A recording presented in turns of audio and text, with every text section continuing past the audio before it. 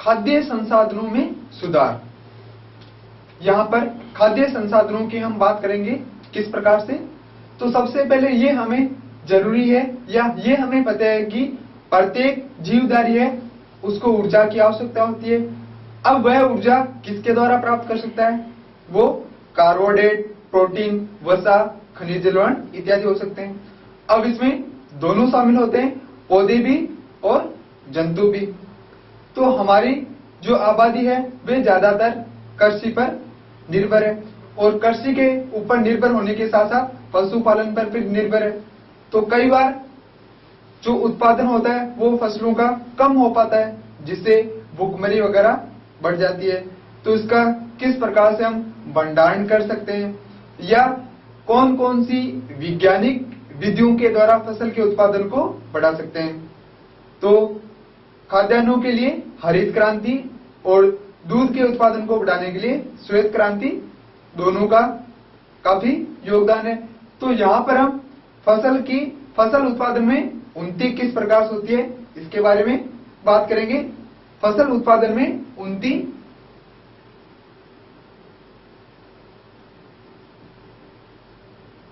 फसल उत्पादन में उन्नति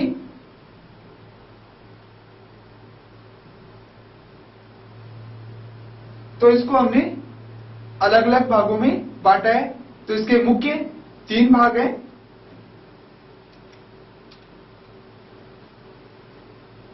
फसल उत्पादन में उन्नति के मुख्यतः 3 भाग हैं।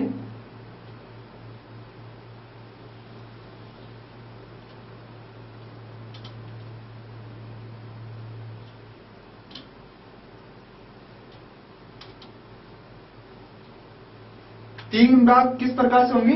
तो प्रथम जो भाग है वह फसलों में हम सुधार किस प्रकार से कर सकते हैं। तो फसल की किस्मों में सुधार, फसल की किस्मों में सुधार,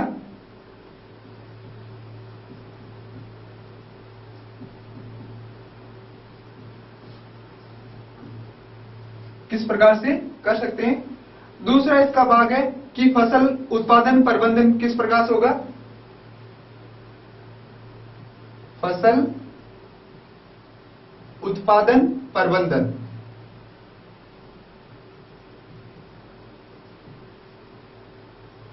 और तीसरा इसका जो भाग है वह फसल सुरक्षा प्रबंधन,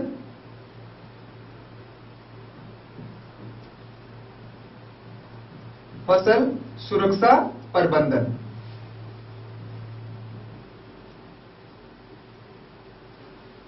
अब जो फसल उत्पादन प्रबंधन है इसको भी हमने अलग भागों में बांट रखा है। तो इसके 3 भाग है मुख्यतः।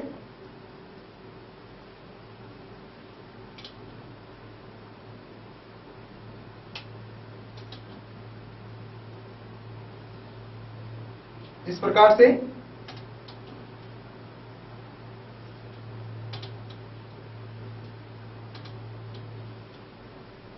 तो 3 भागों में सबसे पहले इसका जो भाग है वह है पोषक।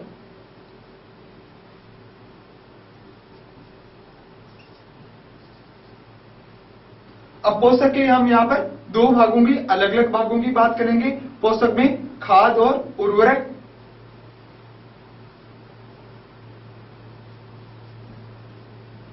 खाद और उर्वरक की बात करेंगे। दूसरा इसका जो भाग है सिंचाई किस प्रकार से कर सकते हैं। तो सिंचाई,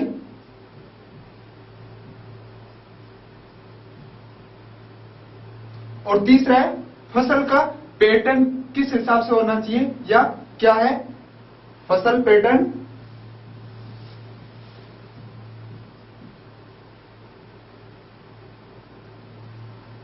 इस तरह से हमने फसल उत्पादन उन्नति को इतने भागों में बांटा गया है। तो सबसे पहले हम इसके लिए बात करेंगे फसल उत्पादन में उन्नति किस प्रकार से होती है।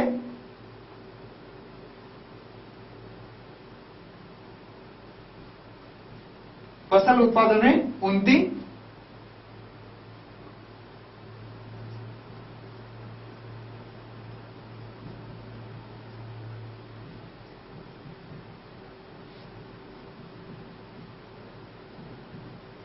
किस प्रकार से होगी।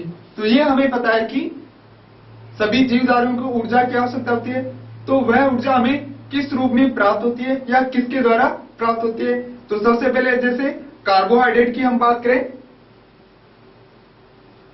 कार्बोहाइड्रेट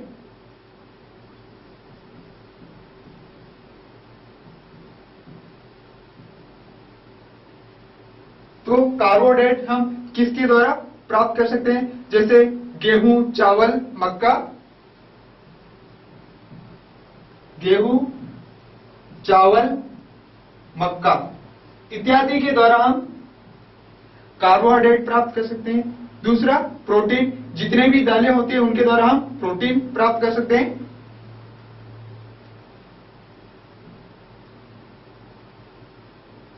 प्रोटीन दालों द्वारा,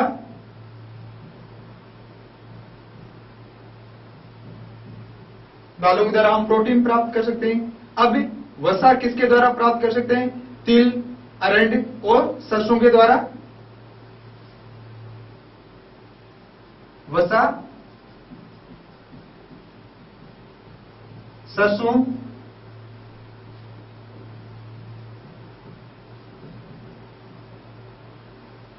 अरंड इत्यादि के द्वारा, तिल, मूंगफली,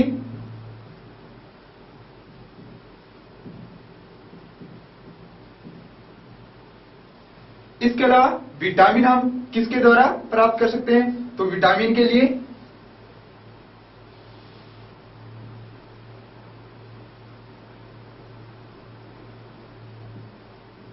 विटामिन तथा खनिज लवण की बात करेंगे हम।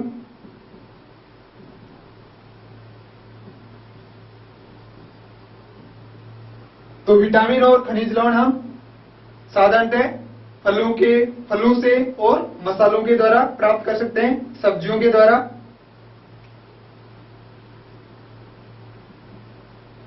सब्जियां, फल तथा मसाले,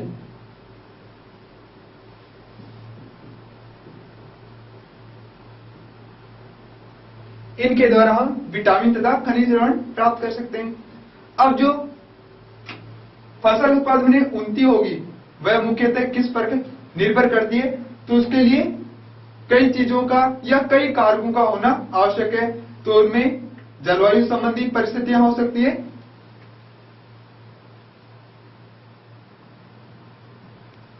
या फिर इनके लिए हम ये कह सकते हैं कि किस प्रकार से इसको कार्य प्रभावित करेंगे। तो इनमें जलवायु संबंधी,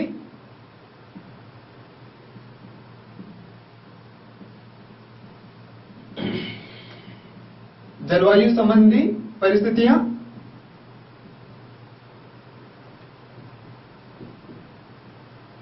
तापमान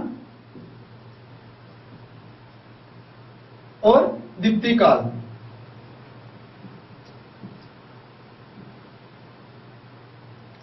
ये इसमें मुख्यतः कारक होते हैं। अब हम फसलों के जो फसल है उनको कितने भागों में बांट सकते हैं, तो उनको दो भागों में बांट सकते हैं। एक तो जून से जो अक्टूबर तक होती है,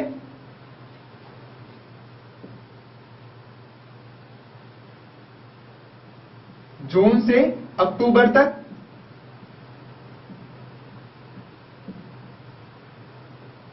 जो फसल होती है उसको हम खरीफ की फसल कहेंगे।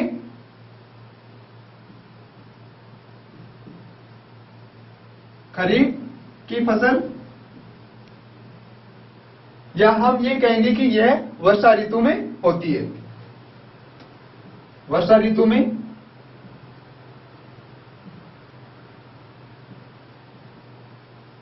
अब इसके उदाहरण हम कौन कौन से लगते हैं। खरीफ जो फसल है तो उसमें हम धान, सोयाबीन, अरहर,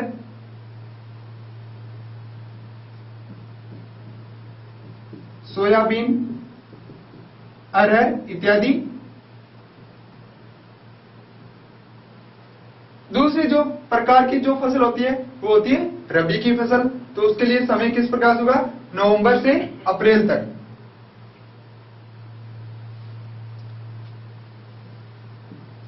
नवंबर से अप्रैल तक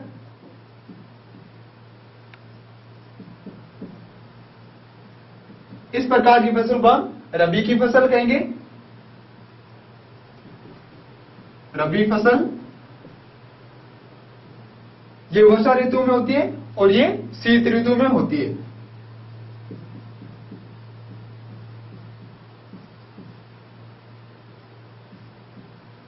अब इसके उदाहरण हम कौन कौन से ले सकते हैं? गेहूं, चना, मटर, गेहूं, चना, मटर, सरसों इत्यादि। ये शीत ऋतु के अंतर्गत या फिर हम रबी की फसल के अंतर्गत किसको कह सकते हैं। अब इसमें जो फसल के उत्पादन में सूर्य का प्रकाश भी महत्वपूर्ण होता है, तो सूर्य के प्रकाश के द्वारा दीप्तिकाल निर्भर करता है।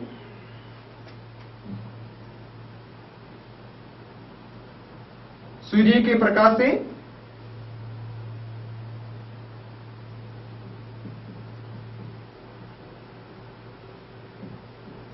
तीन मुख्यतः कारक प्रभावित होते हैं। किस प्रकार से?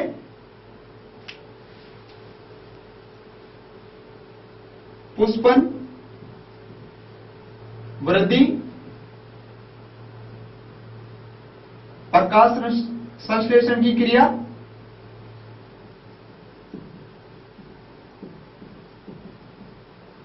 तथा दीप्तिकाल।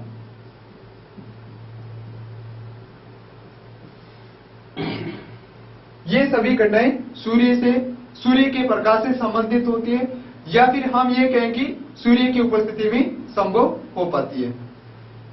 तो यहां पर फसलों के उत्पादन में उन्नति किस प्रकार होती है? इस प्रकार से।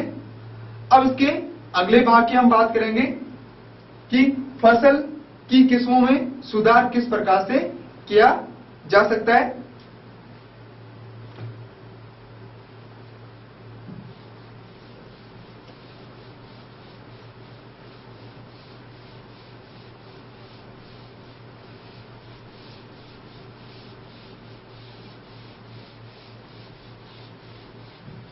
तो अब हम इसकी प्रथम पॉइंट की बात करेंगे कि फसल की किस्मों में सुधार।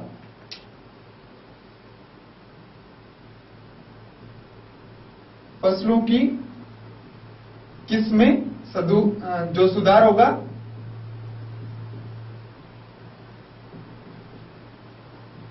किस्मों में सुधार।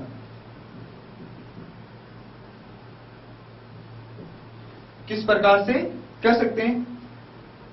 तो हमें अच्छी फसल के उत्पादन के लिए सबसे पहले दो अन्य जातियों का संकरण कराना आवश्यक है। किस प्रकार से? संकरण विधि के द्वारा।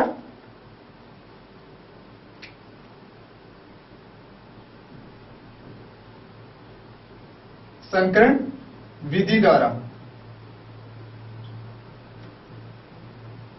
दो फसलों का संकरण कराएंगे। अब जो संकरण कराएंगे वो किस प्रकार से? आनुवंशिक गुणों वाले संकरण विधि द्वारा। आनुवंशिक गुण,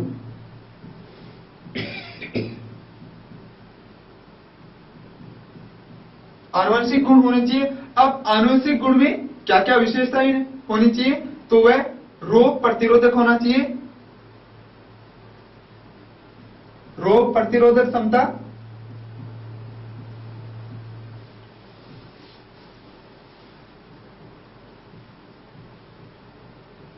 इसके अलावा इसके लिए उर्वरक के प्रति अनुरूपता, उर्वरक के प्रति अनुरूपता,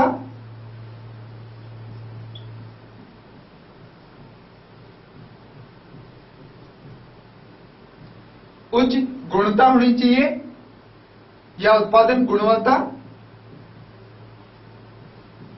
उत्पादन गुणवत्ता, क्वालिटी होनी चाहिए अच्छी प्रोडक्शन की, और उच्च उत्पादन होना चाहिए, उच्च उत्पादन।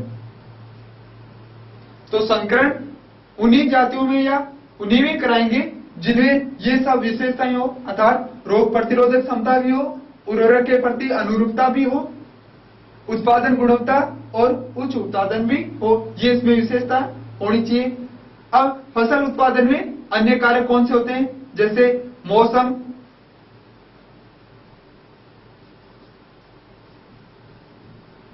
मौसम, मिट्टी की गुणवत्ता,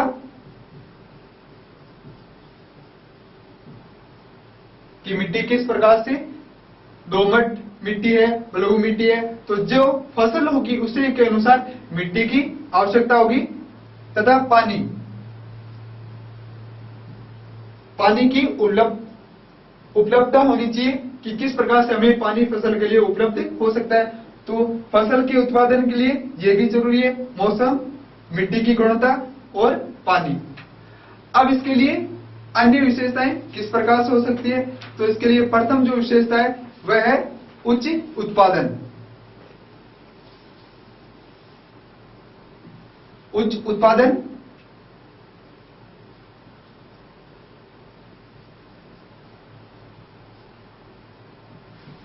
तो उच्च उत्पादन के लिए भूमि पर्याप्त मात्रा में होनी चाहिए, काफी भूमि होनी चाहिए जहां पर फसल हम उत्पादन कर सके।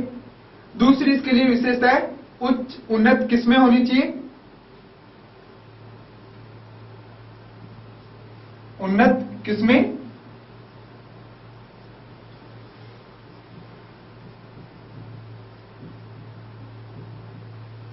उन्नत किस्मों से हमारा तात्पर्य है कि जो फसल उत्पादन उच्च होना चाहिए, फसल उत्पादन की गुणवत्ता, उत्पाद की, फसल उत्पाद की गुणवत्ता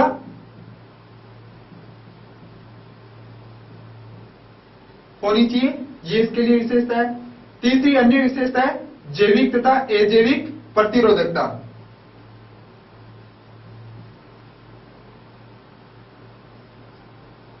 जैविक तथा अजैविक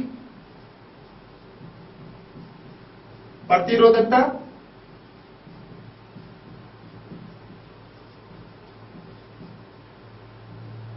तो यहां पर हमने इसको दो भागों में बांटा गया है, किस प्रकार से, जैविक और अजैविक। तो जैविक प्रतिरोधक में हम रोग के बारे में, कीट, जो निमेटोडा जितने भी होते हैं उनके लिए बात करेंगे।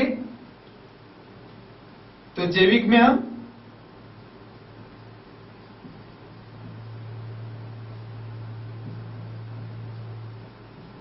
रोग जिनके द्वारा होता है, रोग, कीट, निमेटोड,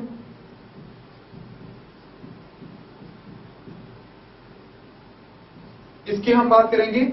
और अजैविक जो प्रतिरोधकता है उसके लिए सूखे या जलाक्रांति या फिर हम बाढ़ के लिए कुछ भी कह सकते हैं। तो अजैविक में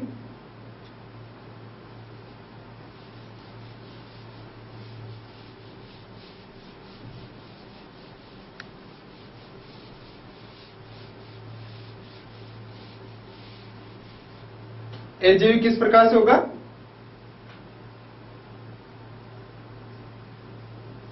अजैविक,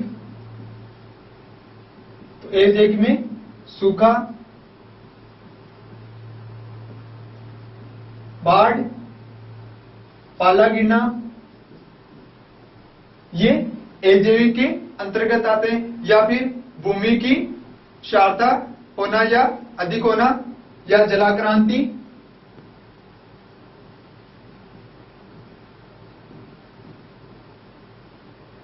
ये सब अजैविक कारक में सम्मिलित होते हैं। अगला इसका जो भाग है वह है परिपक्वन काल में परिपक्वन। परिपक्वन काल में परिवर्तन किस प्रकार से, परिपक्वन काल में परिवर्तन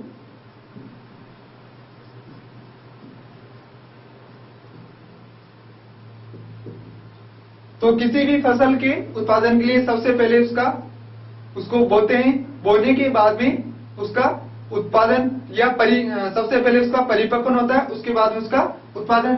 तो जितना समय कम होगा उसी के अकॉर्डिंग इसका परिपक्वन काल में परिवर्तन होगा। दूसरा इसका मुख्य भाग है व्यापक अनुकूलता।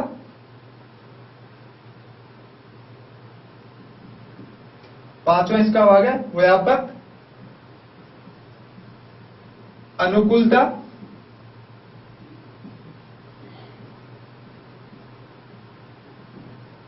तो व्यापक अनुकूलता का यहां पर तात्पर्य है कि जो भी हम उत्पादन करेंगे फसल का, तो उसके लिए विशेषता ये होनी चाहिए कि विभिन्न क्षेत्रों, विभिन्न परिस्थितियों और उसका उत्पादन कर सके।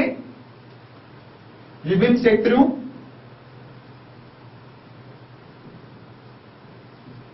विभिन्न क्षेत्रों तथा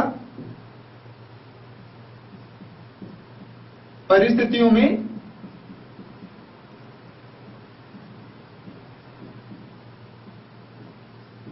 एक किस्म का उत्पादन, एक किस्म का उत्पादन किस प्रकार से हम कर सकते हैं, वह उसकी व्यापक अनुकूलता होगी। अगला इसका जो भाग होगा वह ऐच्छिक तथा सस्य विज्ञान गुण।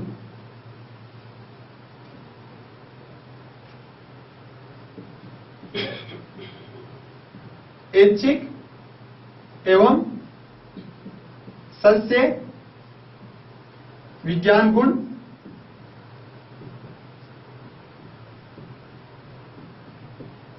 तो इसका हमारे तात्पर्य क्या है कि ऐच्छिक एवं सस्य विज्ञान गुण का, जैसे चारे के उत्पादन के लिए लंबी शाखाएं वाली या अधिक शाखाएं वाली होनी चाहिए। चारे के लिए बात करेंगे तो चारे के लिए जो हम फसल लेंगे वह लंबी तथा सघन शाखाएं होनी चाहिए। लंबी तथा सघन शाखाएं।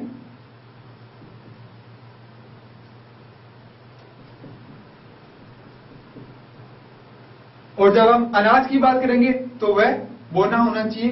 तो इस प्रकार से जो सस्य विज्ञान है उसके अंतर्गत हम जितने भी जो उत्पादन की वृद्धि के लिए काम आएंगे या उनका उत्पादन किस प्रकार से कर सकते हैं, वह सस्य विज्ञान के अंतर्गत करते हैं।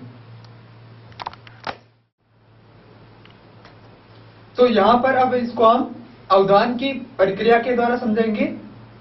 यहां पर इसके 6 पॉइंट है, इसको षटकोणीय के द्वारा इस प्रकार से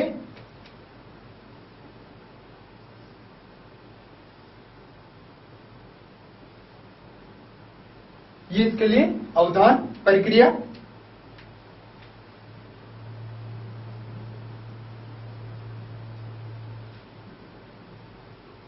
अवधान प्रक्रिया में इनकी पॉइंटों की बात करेंगे तो उच्च उत्पादन सबसे पहले, तो उसका उच्च उत्पादन,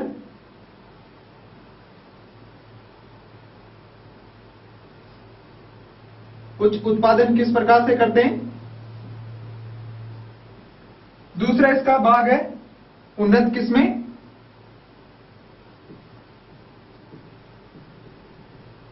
उन्नत किस्में। तीसरा है जैविक तथा अजैविक, जैविक तथा अजैविक। चौथा इसका भाग है परिपक्वन काल में परिवर्तन किस प्रकार से होगा। परिपक्वन काल में परिवर्तन।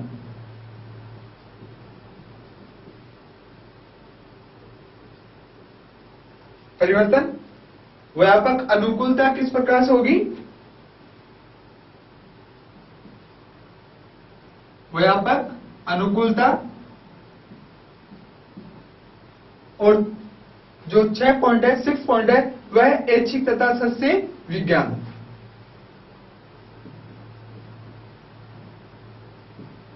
ऐच्छिक तथा सस्य विज्ञान।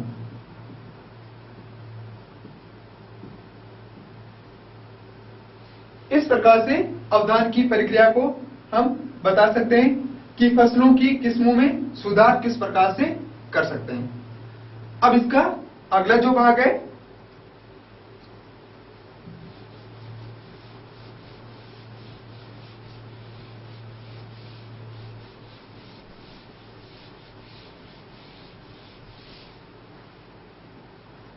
किस्मों में सुधार।